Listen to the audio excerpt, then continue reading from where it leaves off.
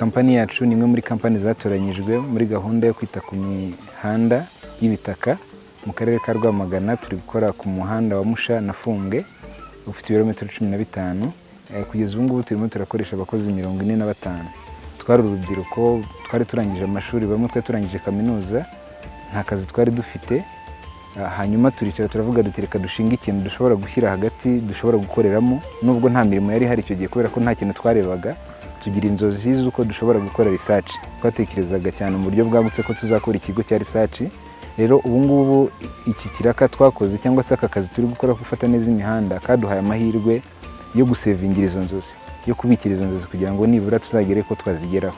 Iki gikorwa cyaduhaye icyerekezo ku buryo mu gihe kiri imbere byibuze hari amafaranga tubona, mbere nta kintu twari dufite, ariko ubu ngubu bitewe n'amafaranga tugenda tubona hari ayo dukuramo tukishyura abakozi, natwe ayo dusigarana tugasevinga, adufasha gutekereza ibindi bikorwa biri imbere, tukaba twakora ibindi birenze ibi ngibi. Mbere yuko nza mu kazi nari ndi mu buzima butameze neza, ariko maze kukabona nabashije kugira icyo mbona, ndakora mbasha nko kwigurira agatungo gaciye bugufi, nkabasha nko kwigurira amavuta, mbese muri make ntabashije gukonsoma bye cyangwa ngo njye hanze mu bishuko. Mbere kwishyura mituweli byari ibintu bigoranye, ariko ubu ngubu bisigaye ari ibintu byoroshye kwishyura mituweli. Nyuma yo kumenya ko dutoranyijwe mu makampani agomba gufata neza ino mihanda, nuko twahawe amahirwe nanone yo kubona ibikoresho. Baduhaye ibikoresho, baduhaye imashini itsindagira, baduhaye n'ingorofani,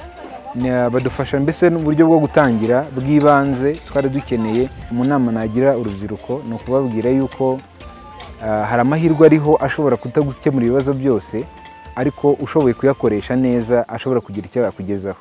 Rero ntuyatakaze.